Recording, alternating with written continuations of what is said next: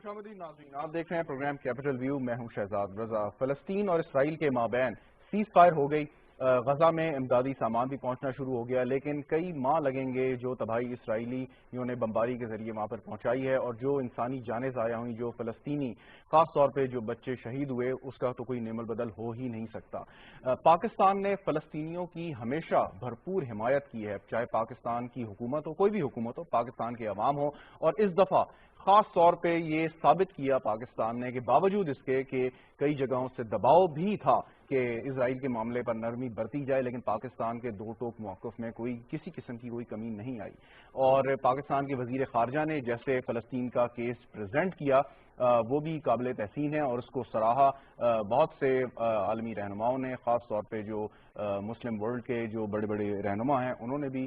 اس کے ساتھ ساتھ وزیر خارجہ نے ایک انٹرویو دیا CNN پہ، اور اس انٹرویو کو خاصا توڑ مروڑ کر پیش کیا گیا. انہوں نے بڑے دو ٹوک الفاظ میں کہا، اور اس میں کوئی حقیقت نہیں ہے. اسرائیل نے بغیر کسی اشتعال کے، بغیر کسی ثبوت کے فلسطین میں غزہ کے اندر ایک بلڈنگ کو تباہ کیا، اور اس بلڈنگ میں بہت بڑے بڑے میڈیا ہاؤسز کے دفاتر تھے. الجزیرہ کا دفتر تھا، ایسوسیٹڈ پریس کا دفتر تھا جو کہ امریکن ایک نیوز ایجنسی ہے.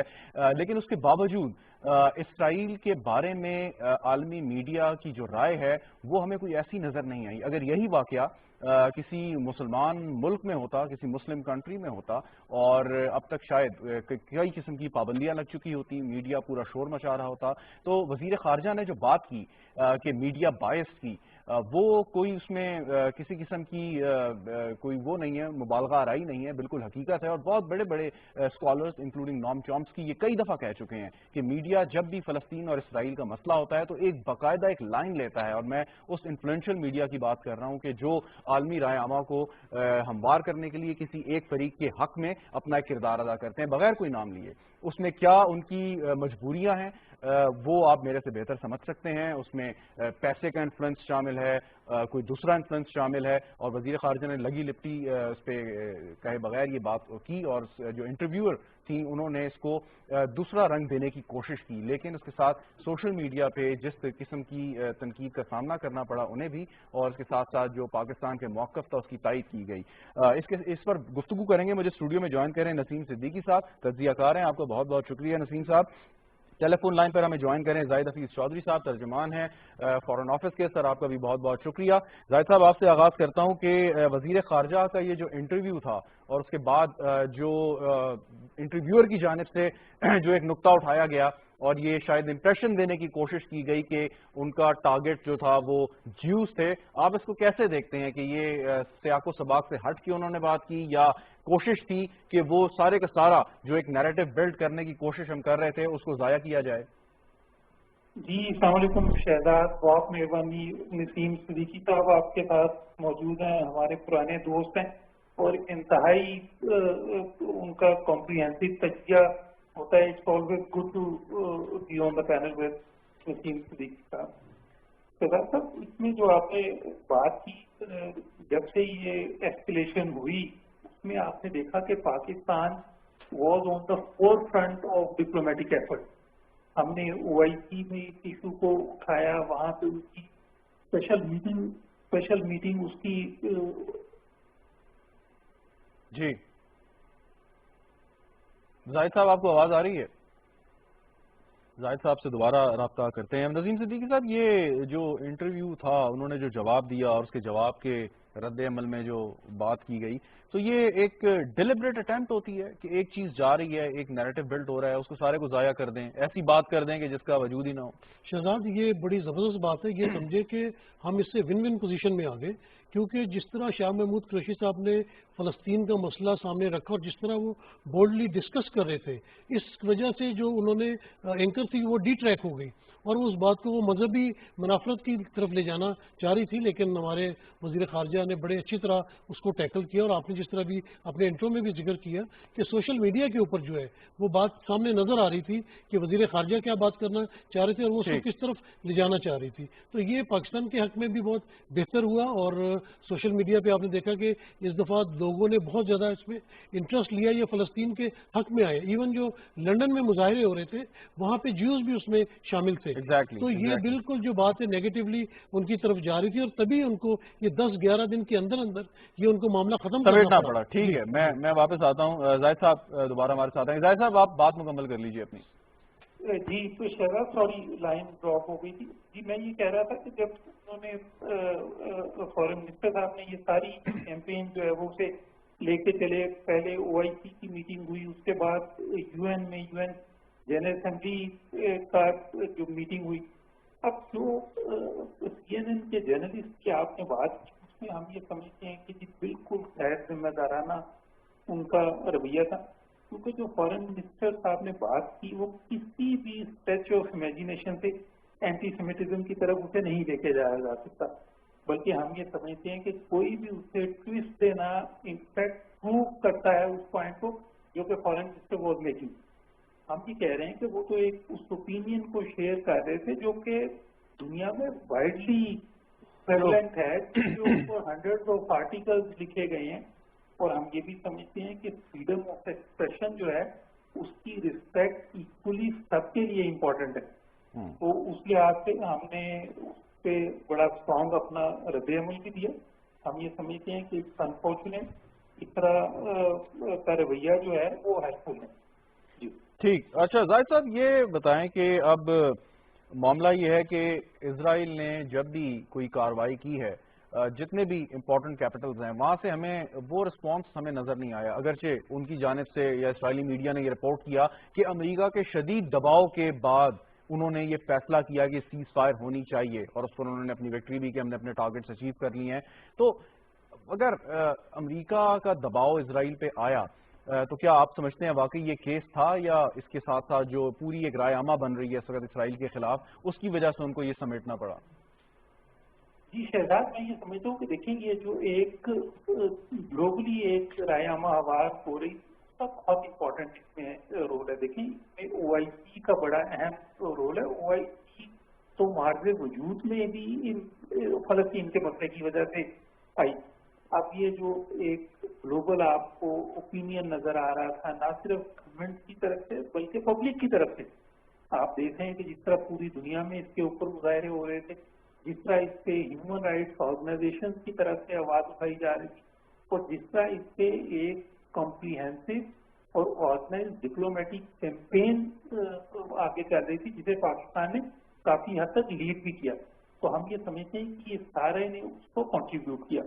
ہمارا جو مطالبہ تھا وہ یہ تھا، ہم چاہتے تھے کہ فوری طور پر یہ ہاسٹیلٹیز ختم ہونی چاہیے، لیکن ہم ابھی بھی یہ سمجھتے ہیں کہ فائر جو ہے اٹس اے ویلکم ڈیولپمنٹ، لیکن یہ کافی نہیں ہے.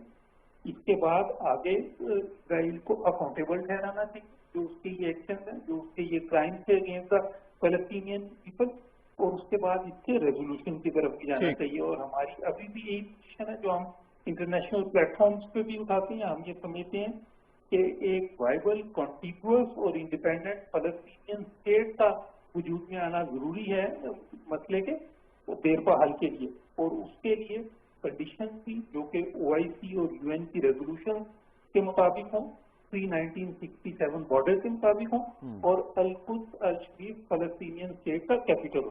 ٹھیک زاہد صاحب ہمارے ساتھ ہی رہیے گا، مسئلے کے پرماننٹ حل کی طرف جایا جائے. ٹھیک ہمارے ساتھ ہی رہیے گا. نسیم یہ ذرا بتائیں کہ انہوں نے وہ بلڈنگ تباہ کی جس میں بڑے میڈیا ہاؤسز کے جو تھے آفیسز تھے، الجزیرہ کے علاوہ کوئی ایسا ہمیں چیز نظر نہیں آئی کہ جس نے انٹرنیشنل میڈیا میں کہ جس سے پتہ چل رہا ہو کہ باقی انہوں نے کوئی ایسی کوریج کی ہے یا جو اسرائیلیوں نے ظلم کیا ہے اس کو صحیح طور پہ، خاص طور پہ ویسٹرن میڈیا جو ہے، اس کی کیا وجہ ہے؟ آپ شہزاد دیکھیں کہ بالکل صحیح جس طرح آپ نے چومسکی کی بات کی تھی، یہ سارا میڈیا ان کے کنٹرول کے اندر ہے. یہ فائنینشیل میٹرز ہے یا اس کے پیچھے کوئی اور بھی چیز ہے، تمام ان کے کنٹرول کے اندر ہے، اور وہ کوئی بھی ایسی چیز جو ہے ان کے خلاف وہ نہیں دکھاتے. حالانکہ اس سے کوئی 10% یا 100% کوئی کم واقعہ پاکستان میں، انڈیا میں یا تھرڈ ورلڈ کے اندر ہوا ہوتا تو وہی میڈیا اس وقت شور مچا مچا کے اس نے جو ہے نا آسمان سر پہ اٹھایا ہوا ہوتا. لیکن جہاں پہ بات مسلمانوں کی آ جاتی ہے، وہ بھلے بوسنیا ہو، وہ بے شک رنگون ہو، وہ بے شک فلسطین ہو یا کشمیر ہو، آپ دیکھیں کہ وہاں بالکل جو اپنا انٹرنیشنل میڈیا یہ گمسم ہو کے رہ جاتے ہیں. زاہد چودھری صاحب نے بڑے عرصے کام کیا ہے اپنا برطانیہ میں بھی، یہ وہاں ڈپٹی ہائی کمشنر تھے. میں بھی ان سے ایک سوال یہ پوچھنا چاہوں گا کہ فورن منسٹر نے تو بہت اچھے طریقے سے ہمارا کیس پیش کیا ہے. آپ کیا سجیشن دیتے ہیں کہ برطانیہ اور یورپی یونین کے اندر بھی کافی مسلمان ایم پیز موجود ہیں, تو ان کو وہاں پہ کیا رول پلے کرنا چاہیے اور کس طرح فلسطین کے لیے آواز اٹھانی چاہیے تاکہ اسرائیل کے اوپر پریشر پڑ سکے؟ سر جی صدیقی صاحب, اس میں بہت ضروری امر یہ ہے کہ جتنے بھی اویلیبل پلیٹ فارمز ہیں ان سب کو موبلائز کیا جائے. اس میں پوری انٹرنیشنل کمیونٹی کو موبلائز کرنے کی ضرورت ہے, اور انٹرنیشنل کمیونٹی میں خاص طور پہ OIC کو موبلائز کرنے کی ضرورت ہے. لیکن ہم یہ سمجھتے ہیں کہ صرف گورنمنٹ کے ساتھ کام کرنا کافی نہیں ہوگا. ہمیں اس میں انٹرنیشنل ہیومن رائٹس آرگنائزیشن کے ساتھ بھی کام کرنا پڑے گا, UN کی ہیومن رائٹس مشنری کے ساتھ کام کرنا پڑے گا. گلوبل میڈیا میں ہم یہ سمجھتے ہیں کہ بہت ضروری ہے اس کے اوپر کام کرنے کی, اور جو انٹرنیشنل اوپینین میکرز ہیں, تھنک ٹینکس میں آپ جائیں, ایکڈیمیا کو انگیج کریں, کیونکہ یہ وائلیشن جو اس وقت ہو رہی ہے یہ سارے انٹرنیشنل ہیومن رائٹس کنونشن کی وائلیشن ہے, یہ تمام ہیومینیٹیرین نارمس کی وائلیشن ہے. اور آج آپ نے دیکھا کہ گلوبل اوپینین, یہ جو میں پہلے بھی بات کر رہا تھا کہ جو آپ کو پوری دنیا میں ڈیمونسٹریشن نظر آ رہی ہیں, مظاہرے نظر آ رہے ہیں فلسطینیوں کے حق میں, یہ سارے اس چیز کی انڈیکیشن ہے کہ گلوبل پبلک اوپینین اس ایشو کے اوپر بدل رہا ہے. اچھا, آپ کا کیا اوپینین ہے کہ فلسطین نے اب یہ فیصلہ کیا ہے کہ اسرائیل کے خلاف وہ انٹرنیشنل کورٹ, کرمنل کورٹ میں جائے گا, کیا یہ معاملہ, مطلب اسرائیل نے تو کسی چیز کو تسلیم نہ پہلے کیا ہے نہ آگے امید یہی ہے کہ وہ کرے گا, آپ کے خیال میں یہ فیصلہ کیسا آگے ثابت ہوگا؟ جی شہزاد صاحب, بہت ضروری ہے انٹرنیشنل لیگل آرڈر کا ہونا. اس میں بہت ضروری ہے کہ جتنے بھی انٹرنیشنل کنونشنز ہیں ہیومن رائٹس کے, چاہے وہ کنونشنز ہو کے جس بھی حوالے سے, ان سب کی امپلیمنٹیشن ہونا بہت ضروری ہے. تو اس کے لیے جس طرح میں نے پہلے بات کی, چاہے وہ انٹرنیشنل کرمنل کورٹ ہو یا کوئی بھی اور انٹرنیشنل فورم ہو, ان سب کو موبلائز کرنے کی ضرورت ہے, ان سب بھی اس ایشو کو لے کے جانے کی ضرورت ہے. اور ہم یہ سمجھتے ہیں کہ Palestinian have a very strong legal and moral case.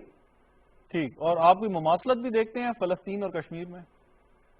جی شہزاد, جس طرح فارن منسٹر نے بھی اس ایشو کے اوپر بات کی, ہم یہ سمجھتے ہیں کہ سب سے اہم ایشو تو اس پر ہے رائٹ ٹو سیلف ڈٹرمینیشن.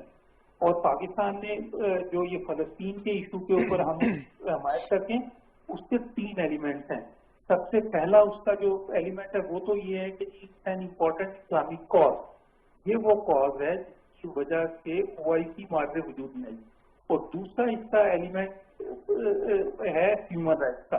ہم یہ سمجھتے ہیں کہ جہاں کہیں بھی دنیا میں ہیومن رائٹس کی وائلیشن ہو رہی, چاہے وہ فلسطین میں ہو رہی ہے, چاہے وہ کشمیر میں ہو رہی ہے, جہاں کہیں بھی ہو رہی ہے, انہیں فوری طور پر بند ہونا چاہیے, ہائی لائٹ ہونا چاہیے, اور اس کے لیے جو وائلیٹرز ہیں انہیں اکاؤنٹیبل ٹھہرایا جانا چاہیے. اور تیسری بات ہے سیلف ڈٹرمینیشن کی, چاہے وہ فلسطین ہو چاہے وہ کشمیر. پاکستان ہر سال یونائٹڈ نیشن میں ایک ریزولوشن لے کر آتا ہے رائٹ ٹو سیلف ڈٹرمینیشن کے اوپر, جو کہ بھاری حیثیت سے اپروو ہوتی ہے. ون کوئک کوشچن لاسٹلی, وہ یہ کہ OIC کی آپ نے بات کی, لیکن OIC ہمیں کئی جگہ پہ بڑی ڈیوائیڈڈ نظر آئی. لیکن یہ فلسطین کا ایشو ایسا ہے کہ چاہے اس میں ایران ہو, سعودی عرب ہو, متحدہ عرب امارات ہو, وہ تقریباً ایک ہی زبان میں بات کرتے ہیں, بولتے ہیں. ان کا ایک جو فارن پالیسی کا سٹانس ہے وہ ہمیں ایک ہی نظر آتا ہے. سو کیا یہ ممکن ہے کہ OIC کہ آپس کے ممالک جو اپنے اختلافات بھلا کے کم از کم اس مسئلے پہ یک زبان ہو کے آگے بات, کوئی لائحہ عمل بھی طے کریں, اور پاکستان کا اس میں رول کیا ہوگا آپ کے خیال میں؟ شہزاد, ہم یہ سمجھتے ہیں کہ فلسطین کے مسئلے پر OIC میں ایک اتفاق پایا جاتا ہے. اسی طرح ہم یہ سمجھتے ہیں کہ مسئلہ کشمیر کے اوپر بھی OIC میں اتفاق پایا جاتا ہے. OIC کی مسئلہ فلسطین کے اوپر بھی انتہائی ٹھوس اور مضبوط قراردادیں موجود ہیں.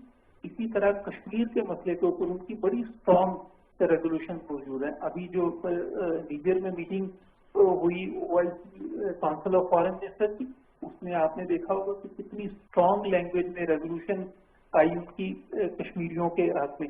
وہاں پہ بھی UN سیکورٹی کونسل ریزولوشن کے مطابق اس مسئلے کو حل کرنے پر زور دیا جاتا ہے. اسی طرح مسئلہ فلسطین کے اوپر بھی UN اور OIC کی ریزولوشن کے مطابق اسے حل کرنے پر زور دیا جاتا ہے. دونوں جگہوں پر ہیومن رائٹس وائلیشن کے اوپر بہت اسٹرانگ وائس OIC کی طرف سے اٹھائی جاتی ہے. اور ہم یہ سمجھتے ہیں کہ مستقبل میں اس سے بھی زیادہ افیکٹو رول प्ले करेगी the Organization of Islamic Cooperation. बिल्कुल ठीक, बहुत बहुत शुक्रिया जाहिद हफीज चौधरी साहब, तर्जुमान दफ्तर खारजा हमारे साथ मौजूद थे। सिद्दीकी साहब, ये आपने क्योंकि लंदन में भी बड़ा अरसा काम किया है और वहाँ की जो हुकूमतें हैं, बात ये कि अगर जब बात आए किसी मुस्लिम कंट्री की तो उनका एक रवैया मुख्तलिफ, हम बहुत दफ़ा ये बात कर चुके हैं, लेकिन अब आपने सही पॉइंट आउट किया कि सोशल मीडिया ने जो काम किया इस वक्त और फ़लस्तीनियों ने खुद से अपनी जो कहानियाँ और जो उनके सामने आंखों देखे हाल जो हैं वो वाक़यात जो है सामने वो लेके आए हैं, आपके ख्याल में कम अज़ कम अगर वो फ़लस्तीन को खुल कर उसकी हिमायत नहीं करते तो शायद इजराइल की भी खुल के उस तरीके से हिमायत ना करें, क्या ये मुमकिन है? शहजाद, आपने बड़ा अच्छा पॉइंट रेस किया। आप देखें कि ये जो हुकूमतें हैं ना, इनकी स्ट्रेटजीज या इनकी पॉलिसीज डिफरेंट होती हैं, लेकिन जो आवाम है वो खास तौर पे ये फर्स्ट वर्ल्ड कंट्रीज में वो आज़ाद होती है। आपको याद होगा कि सीरिया का एक बच्चा था जो समुद्र किनारे जिसकी पिक्चर आई थी, तो वहाँ पे आप देखें कि उस वक्त के जो वज़ीर आज़म थे बरतानिया के डेविड कैमरॉन, उनको भी मतलब दिल उनका पिघल गया था और उन्होंने सीरियंस को जो असाइलम देने की पेशकश की थी।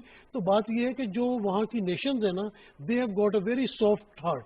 वो जब इस तरह की चीज़ें सोशल मीडिया पे देखते हैं, क्योंकि जो मेजर मीडिया है जो हमने पहले डिस्कस किया वो तो ब्लैक आउट कर दिया जाता है, क्योंकि उसके ऊपर कंट्रोल है, अमेरिका का कंट्रोल है, जूइश कंट्रोल है, उनके अपने मफादात हैं वहाँ, लेकिन सोशल मीडिया को आप नहीं रोक सकते। तो जब ये चीज़ें सोशल मीडिया पे जाती हैं और उन कंट्रीज़ की आवाम वो चीज़ें देखती है, तो फिर वो अपने MP से सवाल करते हैं, अपने हुक्मरानों से सवाल करते हैं, तो वहाँ पे ये प्रेशर बिल्ड होता है। और यही प्रेशर बिल्ड होने की वजह से ये 11 दिन में ये जंग बंदी हुई है, नहीं तो आपने देखा कि ये मामला महीनों चलते थे और उसके बाद क्यों खत्म नहीं होते। चलें एक वक्फा पे नाज़रीन ब्रेक लेते हैं, ब्रेक के बाद जब वापस आएंगे तो बात करेंगे अमेज़न ने पाकिस्तान को अपनी सेलर लिस्ट में शामिल किया है, ये क्या है और पाकिस्तान के लिए और पाकिस्तानी बिजनेस कम्युनिटी के लिए कितना फायदेमंद होगा, डिस्कस करेंगे एक वक्फे के बाद।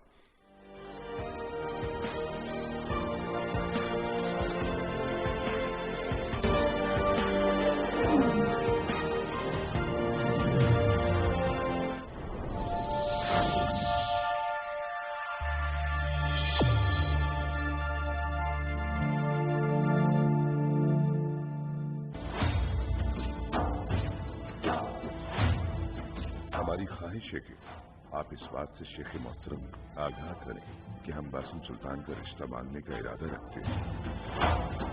कोई शादी या जश्न है क्या? ये सब मैं अपनी प्यारी बहन के लिए लेकर आई हूँ। बताइए ना अम्मा, मुझे नहीं करनी शादी, वो मुझे बिल्कुल पसंद नहीं। अब बोलो, तुम क्यों शेख को खबर नहीं दे सकते कि वो उनकी बेटी का हाथ मांगने आ रहे हैं? या फिर तुम्हें खुद मोहब्बत हो गई है बासिम सुल्तान से? बकवास बंद करो गाफिल शैतान। आपकी इजाजत हो तो आपकी साहबजादी बासिम सुल्तान से अपने बेटे शाहीन ओगलू का रिश्ता पेश करता हूँ।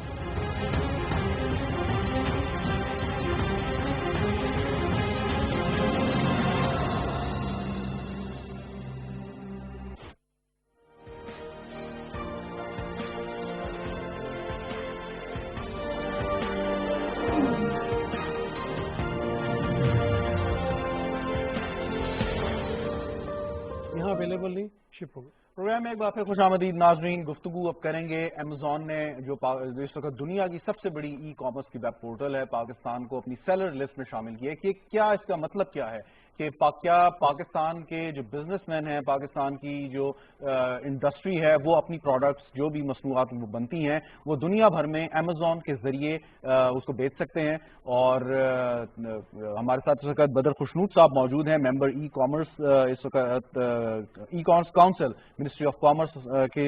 बहुत बहुत शुक्रिया खुशनूद साहब हमें ज्वाइन करने का।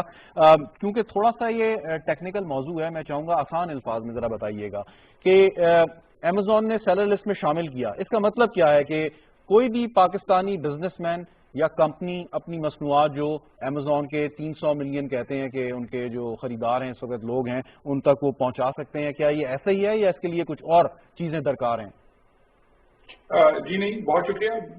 कुछ ऐसा ही है कि पाकिस्तानी मसनूआत बनाने वाले सेलर्स डायरेक्टली और एक्सपोर्टर्स या ट्रेडर्स पाकिस्तान से अपनी चीजें अब अमेज़न के प्लेटफॉर्म से पाकिस्तान में रहते हुए पहले भी कर सकते थे, और उनको पाकिस्तान से बाहर जाके किसी और मुल्क में अपनी कंपनी बनानी पड़ती थी और पूरा प्रोसेस करना पड़ता था। अब वो पाकिस्तान से रहते हुए यहीं से प्रॉपरली लीगली अपनी चीजें अमेजोन पे भेज सकेंगे और अमेजोन उनके लिए आगे कस्टमर्स को डिलीवर कर पाएगा। अच्छा, बिल्कुल ये बात सही। और इसके लिए उन्हें करना क्या पड़ेगा, मतलब तरीकाकार क्या होगा कि अमेजोन पर उन्हें रजिस्टर होना पड़ेगा एज अ सेलर, इसका प्रोसीजर क्या है? जी, रजिस्ट्रेशन का प्रोसेस तो इतना ज्यादा प्रॉब्लमेटिक नहीं है या सिंपल है, आई वुड से सादा है, आसान है, मगर असल जो मेहनत है वो बैकएंड पे बहुत काम करने वाला है, होमवर्क बहुत करने वाला है। अभी तक हमारी जितनी एक्सपोर्ट्स हैं वो ज्यादा हम कंटेनर्स में B2B एक्सपोर्ट्स करते हैं, यहाँ से चीजें बनाकर किसी और के नाम के लिए बनाते हैं और वो यहाँ से अपनी चीजें आगे ले जाके दुकानों पर बेचते हैं बाहर के मुल्कों में। अब हमारे पास मौका ये है कि हम यहाँ से बैठकर अपना नाम बना सकें, अपनी नाम की मसनूआत बनाकर कस्टमर तक डायरेक्टली भेज सकें। तो इसलिए अब बहुत जरा सा हमें ट्रक करना है, हमें होमवर्क पूरा करना है, हमें उसको ब्रांड को बिल्ड करना है, हमें उसकी फोटोग्राफी सही करनी है, हमें उसके कंटेंट सही लिखना है, हमें उसकी पूरी मसनूआत की जो पूरी डिस्क्रिप्शन है वो सही लिखनी है, और फिर हमें एक एक पीस के बारे में देखना है कि कस्टमर जब लेगा वो रिटर्न ना भेजे, कैंसिल ना करे। हमें पूरी कोशिश करनी है कि हमारी प्रोडक्ट जैसे बताई गई है, जैसे दिखाई गई है वैसे ही वो बेची जाए।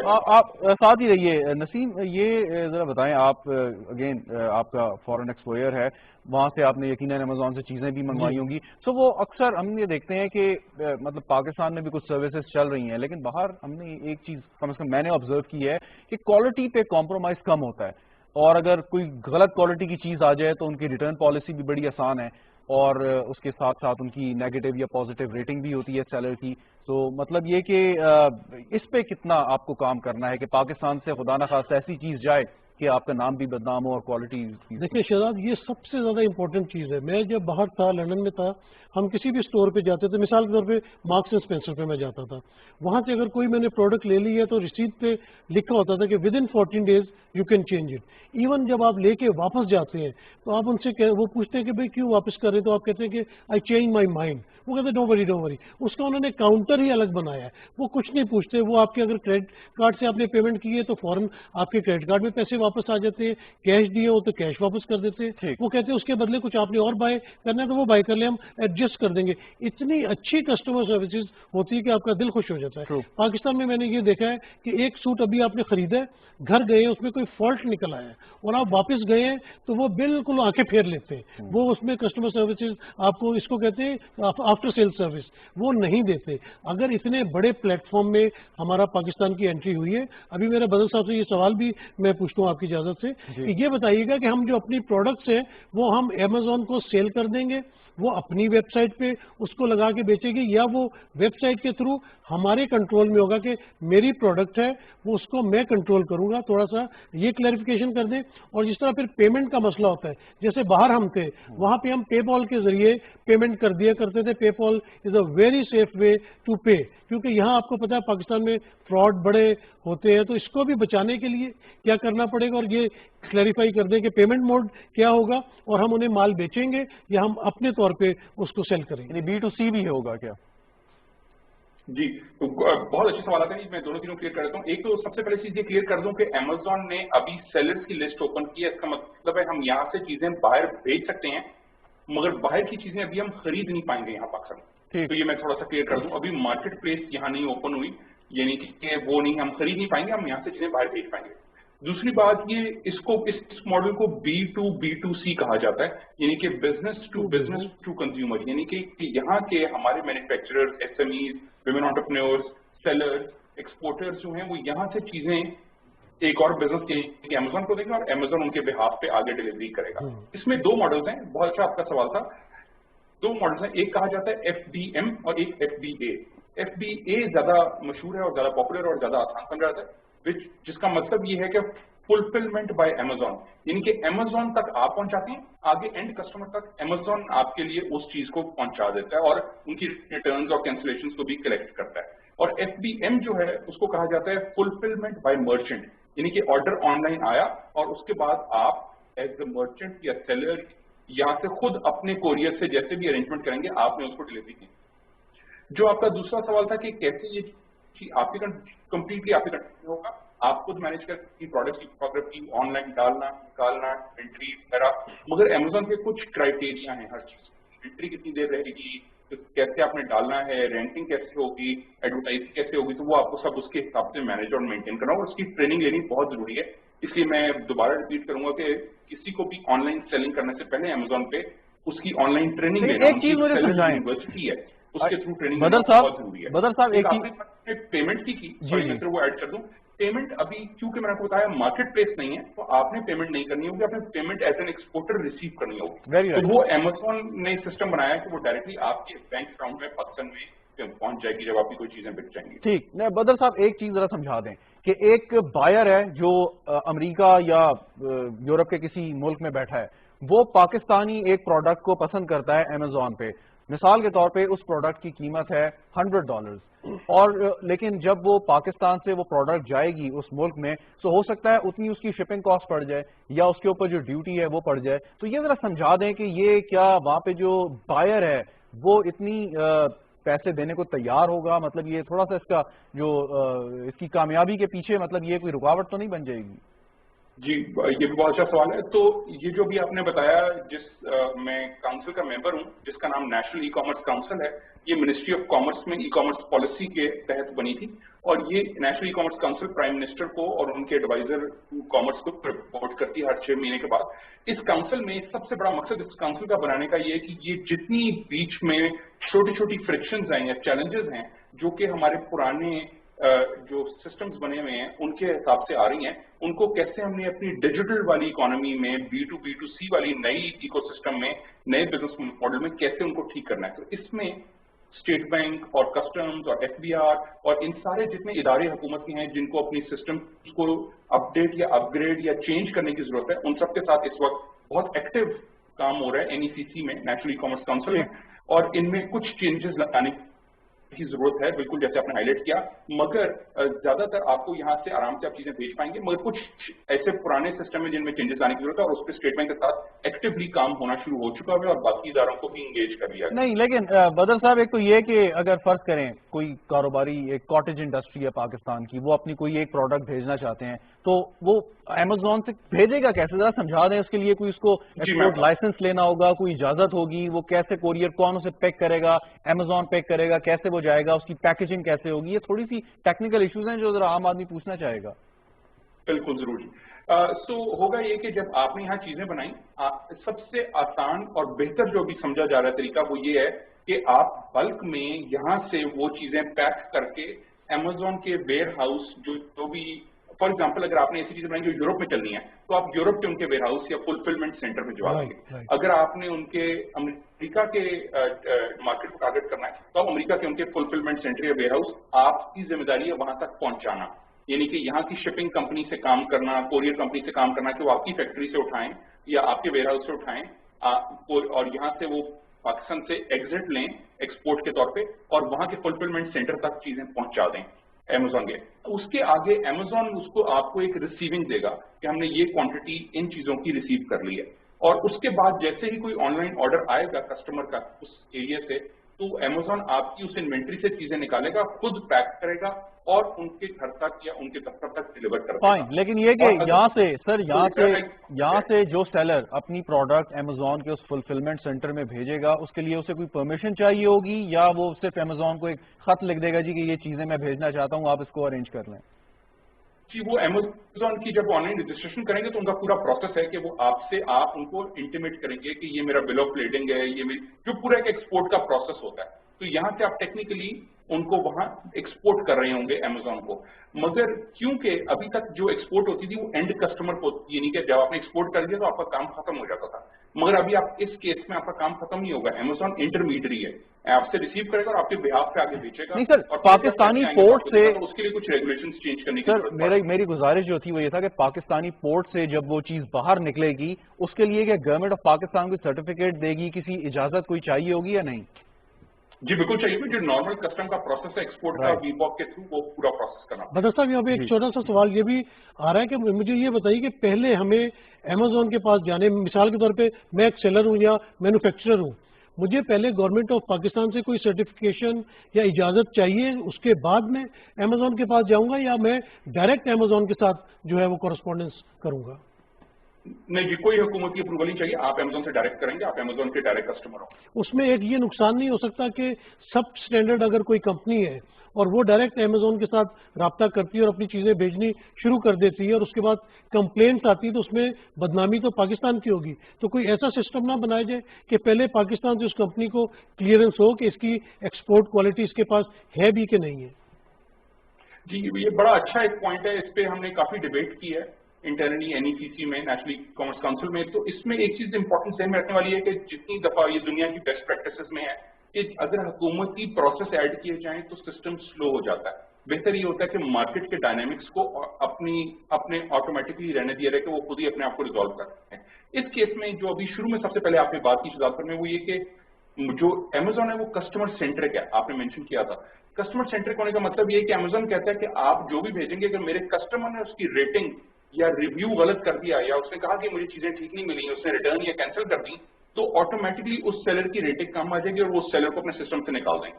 तो इसलिए ये एक मार्केट की डायनेमिक्स खुद ब खुद इस चीज को सॉल्व कर लेंगी, इसलिए आपको कोई थर्ड पार्टी हुकूमत का एक सिस्टम लाने की जरूरत नहीं है। क्योंकि अगर आप अभी अमेजोन की वेबसाइट खोलें, बदर साहब बल्कि आप मेरे से ज्यादा इस पे वाकिफ हैं, और आप कोई भी चीज ऑर्डर करें तो वो आपको उसकी एक प्राइस बताएगा, उसके साथ कहेगा कि अगर फर्ज करें $100 है तो $100 उसकी शिपिंग बताएगा, और उसके साथ वो कहेगा कि सब्जेक्ट टू ड्यूटीज, कहीं अगर आप पाकिस्तान में मंगवा रहे हैं। तो अगर हमारी प्रोडक्ट फर्ज करें बाहर जाती है तो वो कैसे compete करेगी उन प्रोडक्ट से जो ऑलरेडी उस मार्केट में अवेलेबल हैं, कि अगर हमारी कॉस्ट डबल हो जाएगी। तो ये कोई मैकेनिज्म या कोई ऐसी तजवीज़ बनाई गई है कि अगर यहाँ से प्रोडक्ट जा रही हैं तो वो कम से कम जो शिपिंग है वो किसी तरीके से कम हो जाए, ड्यूटीज कम हो जाए, ताकि कम से कम हमारी प्रोडक्ट इंटरनेशनल किसी भी मुल्क में जो उनकी प्रोडक्ट से compete तो कर सके? बिल्कुल जी, इस पे NECC में काम हो रहा है कि जितने हुकूमती खर्चे हैं उनको हम कम कर सकें। मगर एक चीज मैं आपको बताऊं कि शुरू में असल काम जो मैंने आपको कहा होमवर्क करने का काम ही सिर्फ ये है कि हमने ये देखना है कि हमने, इसको हम कहते हैं प्रोडक्ट हंटिंग, और उसमें प्रोडक्ट को आपने खुद देखना है कि मैंने कौन सी प्रोडक्ट वहां, सो कस्टमर सेंट्रिक होना जरूरी है और प्राइस कंपेरेटिव भी ऑफ कोर्स होना है। तो इसके लिए बहुत टूल्स अवेलेबल हैं, ट्रेनिंग्स अवेलेबल हैं कि कैसे अपनी सारी प्लानिंग करनी है, बिकॉज अमेजोन की सारी चीजें बड़ी ट्रांसपेरेंटली अवेलेबल है कि उनकी कितनी चार्जेस होंगे, वो एफिलिएट फी कैसे लेते हैं और क्या कुछ, तो वो सारा बड़ा क्लियर, रेफरल फी, तो वो बड़ा क्लियरली डिफाइंड है। तो इसलिए ये होमवर्क किया जा सकता है और पाकिस्तानी कुछ चीजें यहाँ से बाहर जा सकती हैं। ठीक। फाइनली एक छोटा सा अगर एक सवाल यह है कि ये जो एक्सपोर्ट करेंगे इस पे कोई एक्सपोर्ट पे रिबेट भी मिलेगी एक्सपोर्टर्स को? उससे भी है कि उनको एक सब्सिडी सी मिल जाती है तो फिर प्राइस इनकी काफी नीचे आ जाती है, जो शहजाद ने सवाल किया था उसी मद में। बिल्कुल जी, एक रिकमेंडेशन आ चुकी है NECC में, और वो ये मिनिस्ट्री ऑफ कॉमर्स के क्योंकि अंडर, और ई कॉमर्स पॉलिसी भी मिनिस्ट्री ऑफ कॉमर्स ने बनाई है, और अमेजोन के साथ जो उन्होंने नेगोशिएशन करके उनके साथ उनको इनकरेज किया कि वो पाकिस्तान के लिए ओपन अप करें, वो भी मिनिस्ट्री ऑफ कॉमर्स ने किया। तो मिनिस्ट्री ऑफ कॉमर्स बिल्कुल इस रिकमेंडेशन के ऊपर इस वक्त नजरसानी कर रही है, और रजाक साहब की टीम जो एडवाइजर टू प्राइम मिनिस्टर है ऑन कॉमर्स, वो इस वक्त इसी चीज को रिव्यू कर रहे हैं with other stakeholders like state bank and FCI वगैरह, कि कैसे फैसिलिटेट किया जाए इस पूरे प्रोसेस को, ताकि जो इस वक्त पाकिस्तान से एक्सपोर्टर हैं, यंग लड़के लड़कियों और विमेन एंटरप्रेन्योर्स, और खासतौर पे जो एक नेक्स्ट जनरेशन ऑफ स्टार्टअप्स है, वो एक्सपोर्ट्स में B2C माइक्रो एक्सपोर्ट्स में आगे आ सके और पाकिस्तान में एकदम हम बैलेंस, अपना ट्रेड बैलेंस बेहतर कर सकें। ठीक, और वो जो एक सिद्दीकी साहब का पहले भी एक सवाल था कि हम कब खरीद सकेंगे अमेजोन से प्रोडक्ट्स, उसके लिए जरूरी है कि यहाँ पे फुलफिलमेंट सेंटर हो, उस पर भी कोई बातचीत चल रही है उनके साथ? जी, मुझे इस चीज का आइडिया नहीं है, मगर मेरा अंदाजा है, मेरा अपना जाती अंदाजा ये है कि उसमें भी टाइम है, कुछ 1-2 साल लग सकते हैं। अच्छा, एक चीज बताते जाइएगा कि इसमें यह है कि अमेजोन कुछ फी भी शायद चार्ज करेगा इसकी, वो फी क्या होगी, और अमेजोन उस मद में मतलब पाकिस्तानी जो सेलर्स हैं या एक्सपोर्टर्स हैं उनसे क्या चार्ज करेगा? जी, उनकी अंदाजन फीस हर कैटेगरी की फर्क है, वो 8% से लेके 15-20% तक उनकी रेंज है। हर चीज की हर कैटेगरी फर्क है, तो कपड़ों पे फर्क है, जूतों पे फर्क है, डिफरेंट कैटेगरी के हिसाब से है। तो वो उनकी एक रेफरल फी उनको वो कहा जाता है, वो उनकी एक डिफाइंड है, बड़ी क्लियर है। ठीक, वो इंटरेस्टेड की ट्रेनिंग, कुछ हमारे पाकिस्तानी ट्रेनिंग उर्दू में भी अवेलेबल है यूट्यूब पे, और अदरवाइज वेरी राइट, वो भी मैं इंकरेज करूंगा जो लोग नई अंग्रेजी में लेना चाहते हैं वो, और जो पार्टनर करके किसी के साथ जिन्होंने। अच्छा, एक फाइनली जी, वक्त बहुत कम है, ये बता दें कि हमारी इकोनॉमी पे इसका क्या इम्पैक्ट देख रहे हैं आप? जी, मैं क्विकली आपको ये बता देता हूँ कि जो हमारी हमसाया मुल्क में लास्ट ईयर, पिछले साल 70,000 ऐसे एक्सपोर्टर थे जिन्होंने सिर्फ अमेजोन के थ्रू $2 बिलियन की एक्सपोर्ट की है पिछले साल। सिर्फ 70,000 एक्सपोर्टर्स ने $2 बिलियन हमारे एम्प्लॉय मुल्क से पिछले साल। तो हमारे लिए भी बहुत अपॉर्चुनिटी कि हमारे एक्सपोर्टर्स की बेस भी बढ़ सके, हमारी एक्सपोर्ट की इनकम भी बढ़ सके। और एक और चीज मैं भी लास्ट ऐड करना चाहूंगा इस पर कि हमारी एजुकेशन इंस्टीट्यूट्स को, हमारे हायर एजुकेशन कमीशन, इन सबको भी अपने करिकुलम में भी ये चीजें। बिल्कुल ठीक, बहुत बहुत शुक्रिया बदर महमूद साहब, हमारे साथ आप मौजूद थे। Thank you very much for your valuable inputs. नाजरीन, एक ब्रेक का वक्त है, ब्रेक के बाद जब वापस आएंगे तो बात करेंगे कोविड-19 की, पाकिस्तान में क्या हालात हैं। हम जानते हैं कि मंडे से काफ़ी चीज़ें जो हैं वो रीओपन हो रही हैं, लेकिन रीओपन हो तो रही हैं, लेकिन इसके साथ साथ रिस्पॉन्सिबिलिटी भी बहुत ज़्यादा हमारी बढ़ रही है। इस पर गुफ्तगू करेंगे एक वक्त के बाद।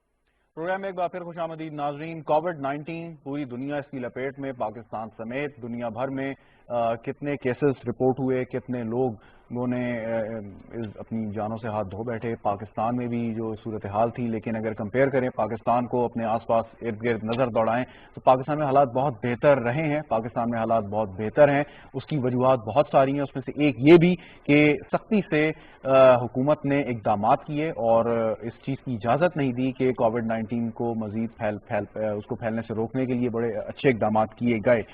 लेकिन इसके साथ साथ अवाम भी इस पे जो है वो मुबारकबाद के मुस्तहिक हैं कि उन्होंने हुकूमत का साथ दिया। ख़ास तौर पे पिछले दिनों जब ईद की छुट्टियां थी, हमने देखा कि लोगों ने, कुछ वाक़यात हो जाते हैं, उसमें कोई ऐसी बुरी बात और बड़ी बात नहीं है, लेकिन लोगों ने जनरल जो है वो उन SOPs को फॉलो किया।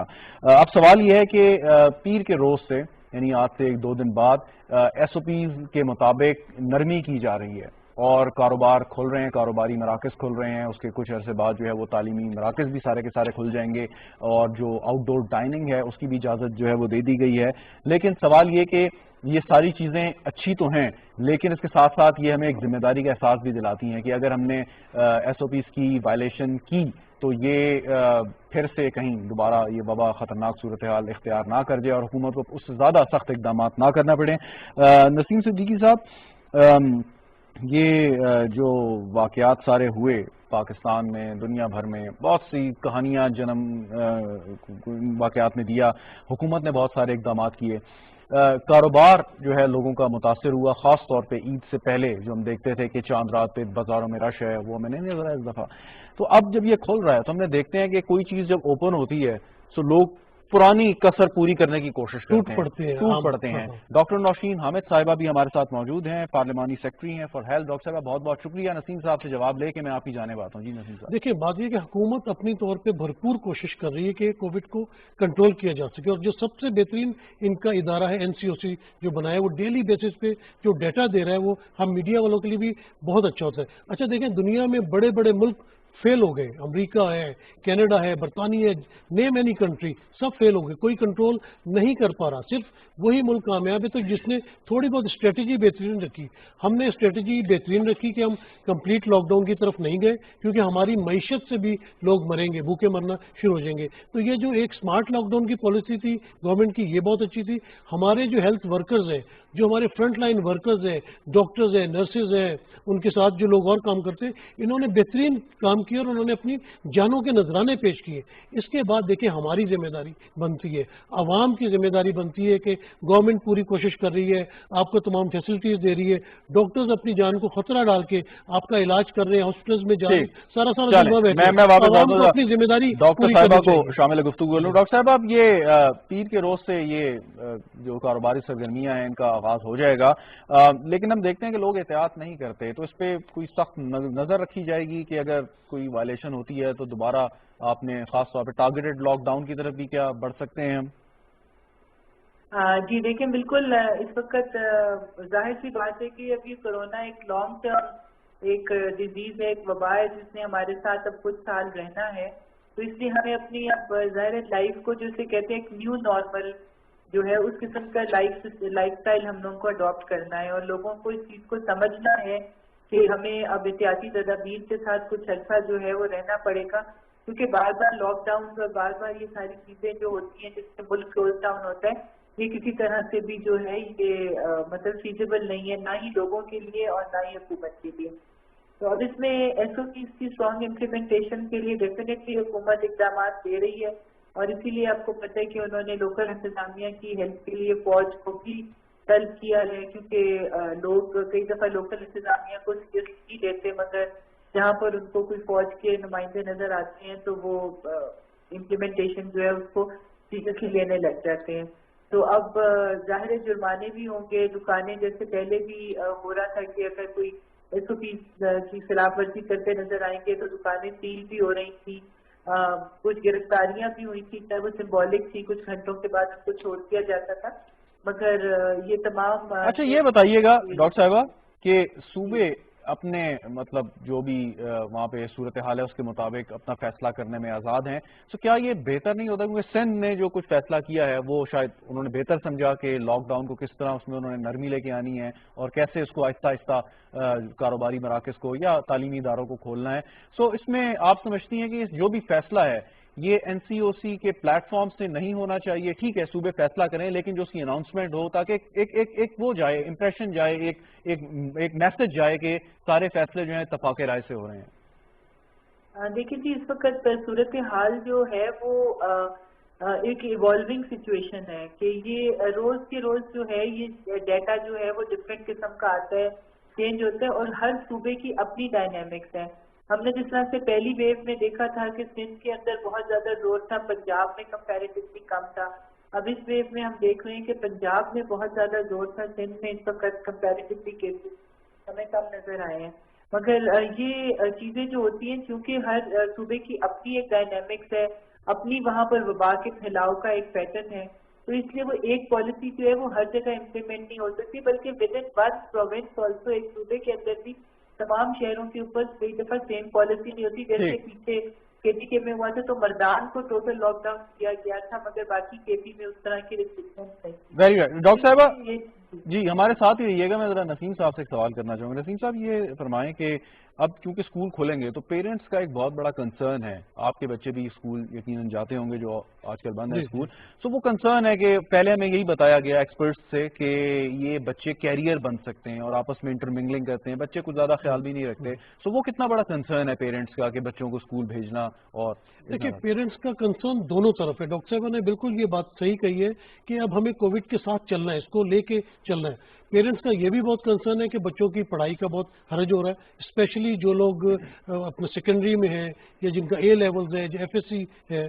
اور اس کے علاوہ دوسرا یہ بھی کنسرن ہے کہ جب یہ جائیں گے یونیورسٹیز یا اسکولز میں تو وہاں سے کووڈ لے کے آ سکتے ہیں. تو یہ کہ پیرنٹس کو بھی چاہیے کہ اپنے بچوں کو ٹرین کریں, ان کو پورے ایس او پیز بتائیں, اور اسکول اور کالج میں بھی ذمہ داری بنتی ہے کہ ان تمام چیزوں کے اوپر وہ بھرپور طریقے سے جو ہے اس کو ساتھ لے کے چلیں.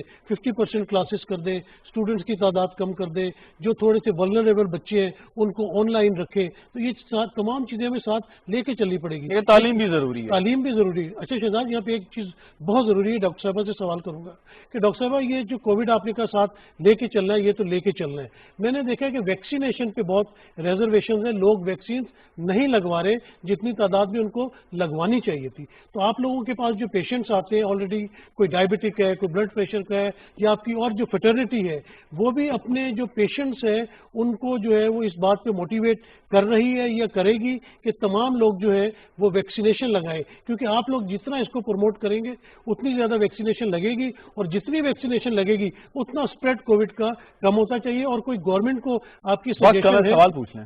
ہاں سوال یہ ہے کہ گورنمنٹ کو کوئی سجیشن دیتی ہے تاکہ سب لوگ ویکسینیشن کروائیں؟